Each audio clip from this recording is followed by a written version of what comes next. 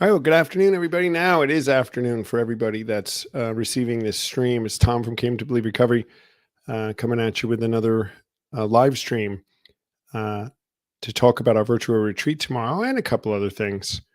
I'm going to post the link to the retreat here in our comment section. But it is tomorrow, one day away for all of you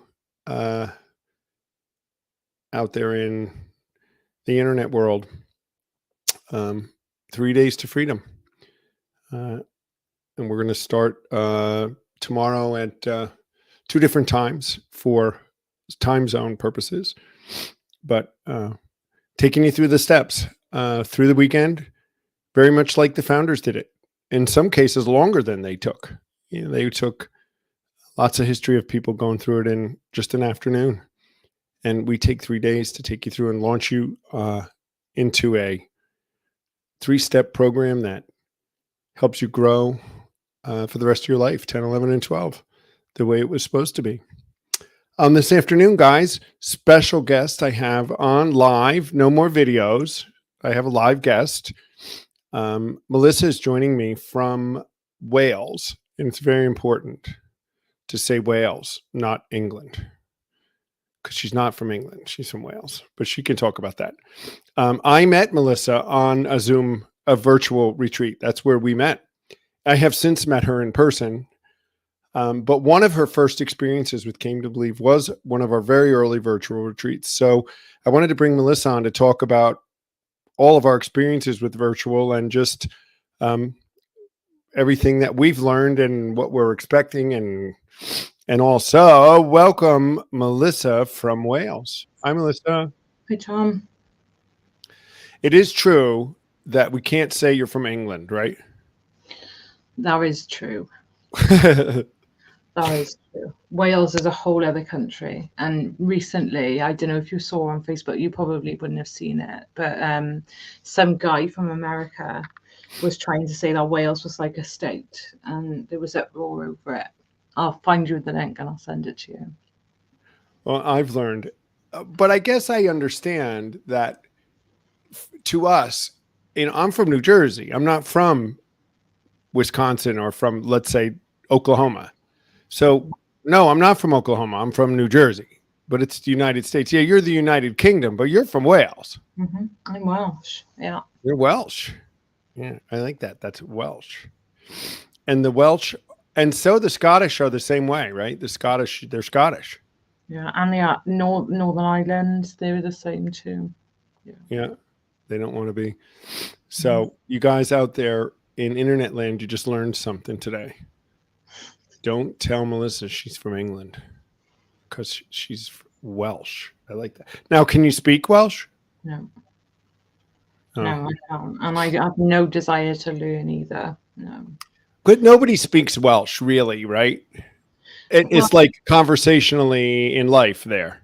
They do in North Wales, but in small areas in North Wales. But they do teach the kids in school Welsh, and all the road signs, all the signs on roads are in Welsh, so it's really difficult. I think Joss can speak Welsh. Who? Joss, yeah. But I'm not sure. Something tells me she could. I'm not sure. I would be inclined to say no. If she does, it'd be a surprise to me. But welcome here today. We're getting excited, right? One more day and we're going into that virtual retreat tomorrow. Yeah, very excited. It's coming around really fast. Yeah. So for guys, all of you out there, like I said before I brought Melissa on, I first met Melissa in a virtual retreat, and it was our first or second one. You can tell. Was it the first virtual retreat we did, or was it one of the ones after? Which was your? It was the first one. My first retreat was an online retreat. Right. The virtual retreat I did, I was 2 months sober, I think, because I think it was in the April. And it was the first ever one. Yeah. So, and do you remember when you were going to do it? I mean, we'd never done it before, so there wasn't even anybody to tell you how it was like. right? Because none of us had done it before. Do you remember what you were thinking when we were getting ready to do this? Like, what were your expectations, if you had any? Do you remember? I didn't really have any, you know. I like Zoom was very new Right. at the time, and like my only experience of Zoom was like Zoom meetings, you know, AA meetings. And it was my sponsor at the time who had said, "Are you going to do the virtual retreat?" And I was really like, "Oh, I don't really need to do it," you know, all that stuff going on. And I thought, well, I've got nothing to lose, so you know, just get signed up, you know. And when I came on, you know, I just felt safe that everybody knew what they was doing, you know. That's the impression I got, and that's what I do remember, you know. Wow. That's a great compliment, because we did not know what we were doing. I mean, we knew how to teach the steps, but the program, the way we did it that's very, because everybody, Melissa's very involved with us and has been helping us with the virtual retreats, all of the ones, most of them you've been at since then, right? Yeah. And we did like 15 of them. And then in the last bunch, she actually is our behind the scenes tech expert who runs all the break rooms and does all this stuff. For those of you that know about how Zoom works, there's some technical stuff behind the scenes when you're running a large meeting, and somebody has to do it. And Melissa's been doing that for us. But we had no idea how it was going to work.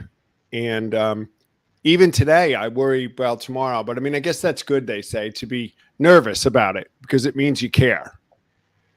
And ensuring that it goes off without a hitch. You know, when we did it, Melissa, when I remember, we just, you know, I had a little bit of peace because it was better than nothing. Because we were looking at canceling all the on-ground retreats for the near future, right? And so when we got together and said, let's try to do this, while nobody knew how it was going to work, we all kind of said, well, it's better than nothing. You know, how bad could it be? And look, what happened was it kind of faded off once we went back to being able to do it in person. But there's still a real place for this virtual, at least a few times a year, don't you think? Yeah, definitely. Yeah. And I hear it, you know, I hear it in meetings, you know, even today. You know, I wish there was a virtual retreat every month, you know, because I would go to it because I can't get out of the house, you know. Mm-hmm. Yeah. Well, that's one of the things that I don't know that it surprised me, but I was made very aware of. We didn't even know what need we were meeting, that we weren't meeting when we were on ground, which is that there are some people that just can't come to a thing over a weekend.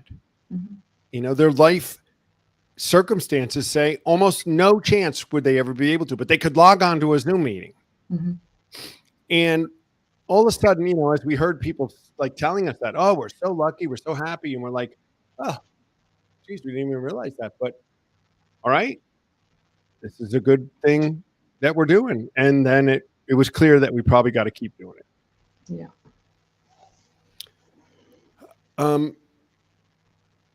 So one thing, I'll ask you in a minute, one thing that maybe like that you learned, or something that surprised you. But one thing that really surprised me was how well a whole bunch of cultures and countries and people work together. I don't know that I would have told you that having people from England and Austria and then California and Florida and all on one Zoom was going to go well. I just didn't know. And we didn't even know who was going to sign up. Well, you don't remember that because you weren't involved quite yet, but we didn't know who was going to sign up from where. And I was just surprised pleasantly that, you know, addiction's addiction. And in the same stories, doesn't matter where you're from. And the solution is the same. And it was a surprise and an awareness to me that when we all get together under a united purpose, cause, and solution, we become very similar all of a sudden. Right? Yeah. Yeah. So what surprised you, if anything? So, I'm a very technical minded person, so I Mm. sort of hone in on that sort of stuff. So for me, it's like the ease of use, like actually on the platform. Um, like I didn't know what it was going to look like. I had no idea, what it was going to look like, and I don't even think I even thought about it. I just wanted to come. And I mean, Zoom has changed with updates, but even like early Zoom, it was just so easy, and it was the planning. I think the planning, you could see that it had been planned, and definitely the ease of use for me, is something that really surprised me because I just thought that it was going to be, when I got on there and I seen how many people were on there, I thought it might get a bit chaotic, and it didn't. It really didn't. And because I had been to like two on ground retreats before, the message was still the same, and it was quite evident to me, that the message could be spread further. Like you said, with Mm. everybody from different countries being in the same sort of room, if you like, at the same time. And the break rooms as well, like the way the break rooms, everybody goes off into different rooms. And, how prepared the leaders were, as well. Yeah. It's that's awesome. And I have never experienced the ease of it because I'm always on this side of it. Mm. So, but when I hear you guys now giving instructions to people and you say, you guys just don't have to do anything, you just have to be there. When the break room's open, you'll be sent in. From a user standpoint, I am aware now that it is relatively easy. Log on and you don't have a whole lot that you have to worry about. Um, and I would imagine that is comforting to come on and say, I don't have to know how to go to the break room. I just, go. And when it's over, they force you back. We like that. Because on ground retreats, we're running around chasing meeting time. When it's here, I just say, Melissa, just bring everybody back. And she hits a button and you all have to come back. It's fun. What would you tell somebody? Like, what is there something that you would say? Like, what is there anything you wish you knew or you would say to someone who's thinking, I don't know if I can do this way? What do you think would you have wanted to hear? I mean, because you were a little skeptical, right? You said, I don't know how this is going to be. What do you think? Is there anything you would say to somebody right now going, you can't do it on Zoom or what's going on? I mean, would you have any words of wisdom? What I would probably say is you've got nothing to lose and everything to gain. That's honestly, that's probably what I would say, and I would probably give like my experience, one to one. Yeah. When you think about it, what does it matter? You and I are talking right now and communicating. If we were sitting in the same room, we'd be doing the same thing. Mm-hmm. So can't we still communicate very, very effectively this way? Of course we can. Same thing with the Zoom platform, the meeting. I mean, yeah. So I think I would say the same thing. What do you got to lose? Mm-hmm. Give it a try, right? If it doesn't work for you, so you spend a weekend, you heard some nice speakers, you heard some inspiring talk, nothing lost. But what if it does work? What if what we're saying is true? Mm-hmm. Can you imagine your life in 3 days changing so dramatically and then being empowered to go even further, right? Yeah. What if it's true? If you're out there, are you willing to take that chance? I don't know. I want to read something, Melissa, and I know that you've read it. We've all read it that have been in this fellowship a long time, and get your impressions of it. But it's kind of what we do at the retreat. And for those of you listening who don't know who we are and you just like got our feed somehow, we teach the 12 steps the way the founders did it. And we do it very quickly. In our case, we do it over a weekend. And it's not a one and done, but we teach you how to do 10, 11, and 12, basically. And then support you in your life afterwards on your 10, 11, and 12, living from a recovered standpoint. But let's listen to the language of the big book, which is the big book of Alcoholics Anonymous. And they called it the big book, I guess, because it's big blue book. It actually says in the book, there is a solution. Almost none of us like the self-searching, the leveling of our pride, the confession of shortcomings, which the process requires for its successful consummation. But we saw that it really worked in others, and we had to come to believe in the hopelessness and futility of life as we'd been living it. When, therefore, we were approached by those in whom the problem had been solved, there was nothing left for us but to pick up the simple kit of spiritual tools laid at our feet. We have found much of heaven, and we have been rocketed into a fourth dimension of existence of which we had not even dreamed.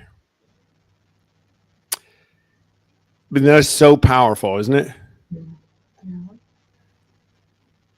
I mean, there is a solution.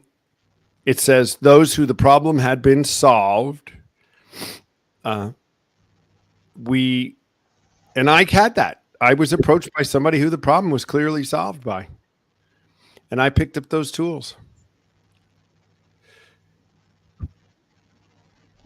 And we can live in the fourth dimension, right? Absolutely. Yeah.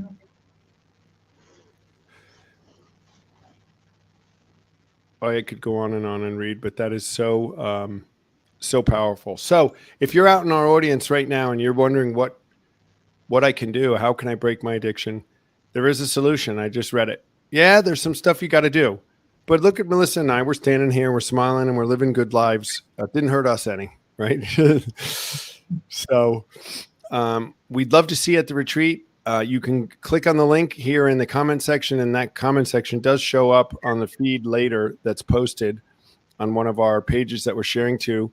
Or you can go to cametobelieverecovery.org, go on to events, go on to retreats, and then go down and click on the virtual retreat and register today. We're going to probably take registrations. We will, ready up till the minute the session starts. So if you're still worried about it, sleep on it tonight, wake up and push the button and come on the retreat and see both Melissa and I, because we are both going to be there tomorrow for this retreat. And we'll be sharing our experience, strength, and hope, and watching transformations. And that's the best part for us now, is watching people change from Friday to Sunday. It is amazing, isn't it? It is. Yeah. Especially Sunday, when we do the Came to Believe portion, I love that, every single retreat, it's really amazing. Every single retreat we do something, guys, called Came to Believe, which is where we ask some of the people that have been through the weekend to come and just tell us what happened over the weekend, what their experience was, 2 or 3 minutes. And it is just amazing. Cranky, very skeptical faces on Friday, and they are just changed people on Sunday. Yeah. And it's so inspiring to us to say, okay, on Friday, just hang in there. You'll see. And then by Sunday, they're like, oh, my God. So I can't wait. We're going to do it again this Sunday. All right, everybody. All right, Melissa, thanks for coming on. Get some rest. We got a long day tomorrow, a long weekend of watching transformations. I'll see you tomorrow, and the rest of you.